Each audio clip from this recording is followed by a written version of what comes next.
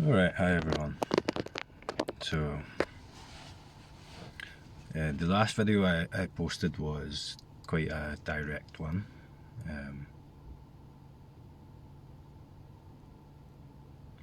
I was directly pointing to where I'm talking from, which isn't somewhere else, which isn't a conceptual space. It looks at objective things, it's simply here. I like the word presence. This is about presence. There's a kind of absence that we live from in this internal world that is in here or not out there, or discrete, and there's a safety to that retreating into the mind from this controlling point of view that relates to experience and tries to orient itself through that as this body.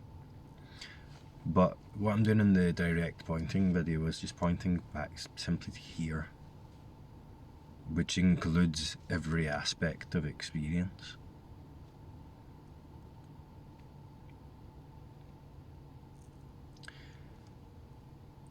I just got deja vu there. And when, like in my experience, when I listen to these direct pointings, it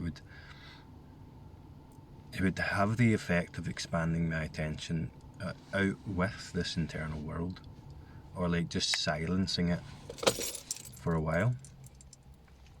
And when those barriers of separation, when the internal world, its boundaries thinned, its reality took a hit in the moment, it opened up to the mystery that is simply here. That I always talk about, what pushed me forwards in this awakening thing, or pushed me deeper into my experience, was this one question that couldn't be answered objectively, this existential question of life and death. And it opens up to that's here. It opens up to the mystery of life, and it's simply here, and it's simply incomprehensible from that point of view of the internal world. It can relate to things, it can relate to objects and stuff, but then what this inquiry, what this pointing does, is it highlights the limits of that objective mind and its terms, its reality, and then something shines through, something that's simply here, and that's a mystery. That's something that's never figured out by the mind, even though the mind continues to try and figure it out. It doesn't. It's replaced by that. So the mystery goes on. That's why I say that we never get it. This can come into the conscious level, seemingly at one point in this, but then it just goes deeper than that, and it lets go of that consciousness altogether. It goes deeper than awareness, self-awareness. But then again, this is why it's tricky to point to that, because you can't. It's deeper than that point of view. And for that to be clear as this presence, which isn't clear from a point of view, there is a relaxation of that self-awareness. And it's just here. It doesn't exclude that self-awareness, but it's more total than that. It's deeper than that. It's more mysterious than that. So we let go of the known altogether into simply the knowingness that it's made of. And in and as that knowingness, it relaxes into the unknown. All of that happens here. All of that happens now.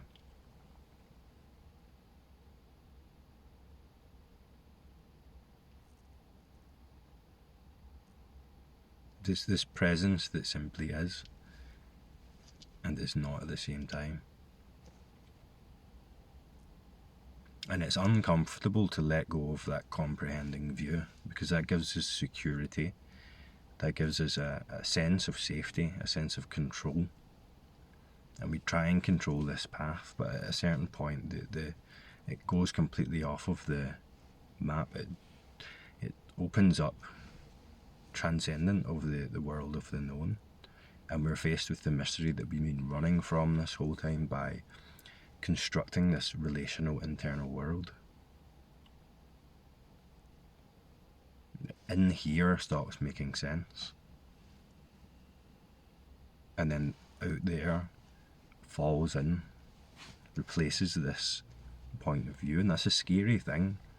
It can be a scary thing. I don't think everyone gets the kind of fear thing from it. I'm not sure. Everyone I have talked to has, but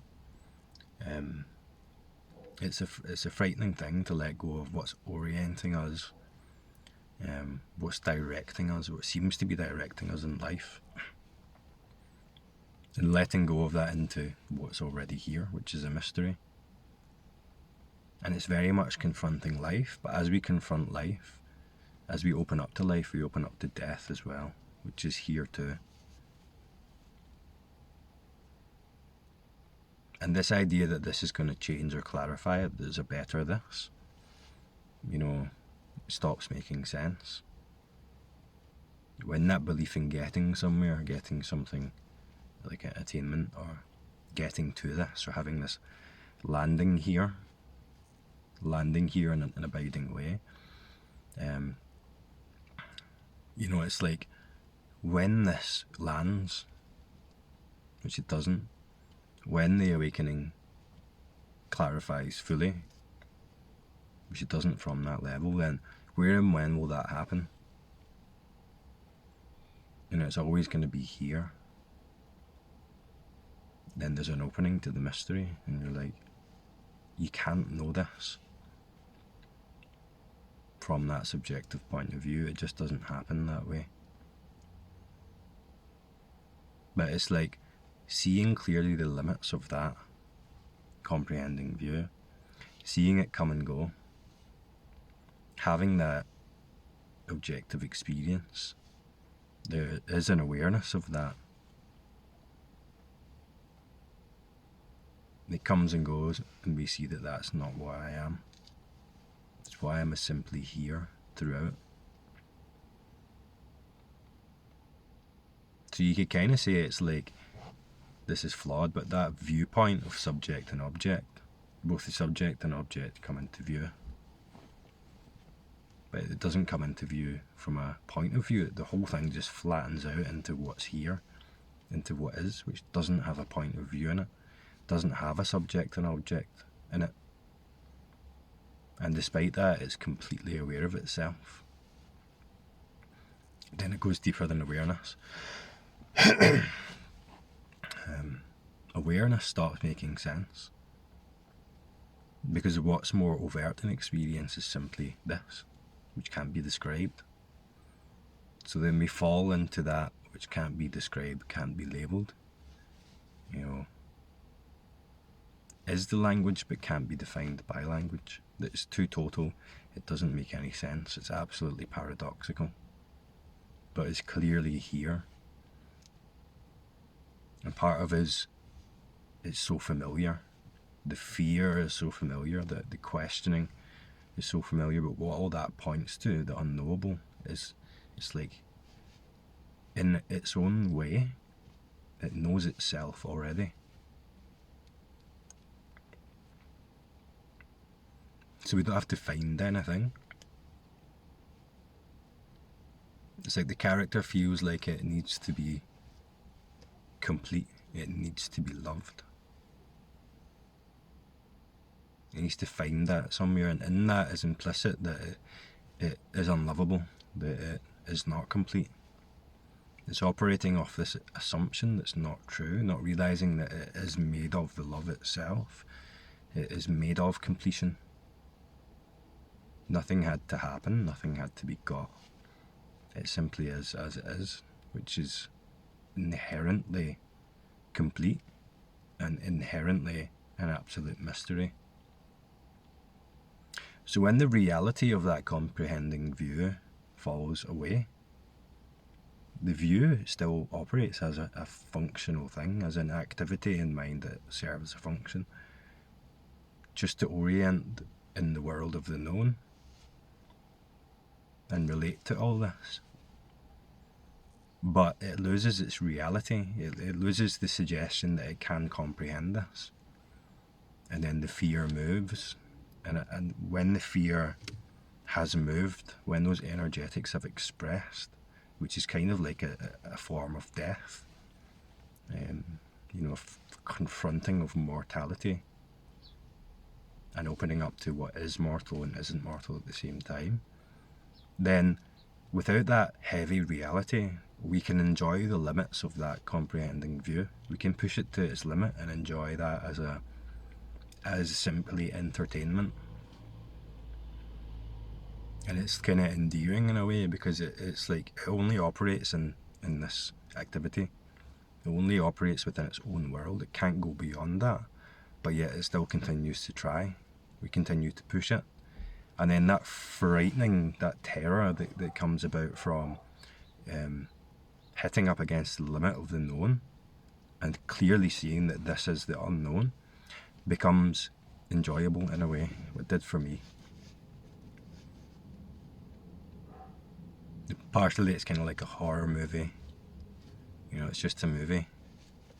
It's not real life. And when that's clear, you can enjoy the fear, we can enjoy the intensity of the experience. And the more we orient into that, the less power it has to create this seemingly fundamental terror that's just in the background all the time, that comes in waves.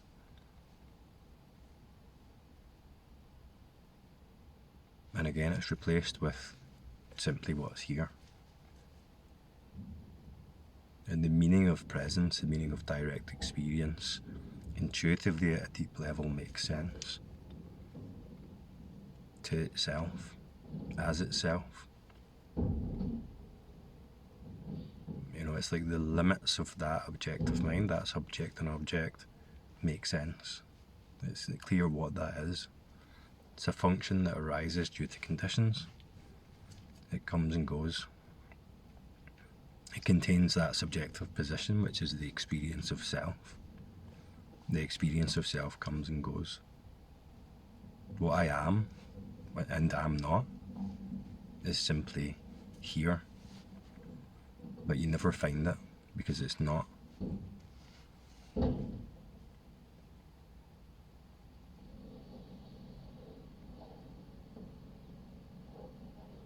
So what's important about that is in these kind of pointings and pointing back towards where you are. I'm pointing here, direct experience, presence, beingness. It's very much here. And then we start to see this function that comes online that seems to move away from here to a better this or a somewhere else. In whatever form that appears, there can be an awareness of that. And it's simply not here all the time. It simply tries to harness attention and focus it up into the mind, into this internal world that relates to something apart from it. And it's great when it happens because there's a chance to see more clearly what's happening. And then the felt to be real identity within that starts to lose its power. Anyway, I've run out of time now. I'm going to have to go, but I'll talk to you next time.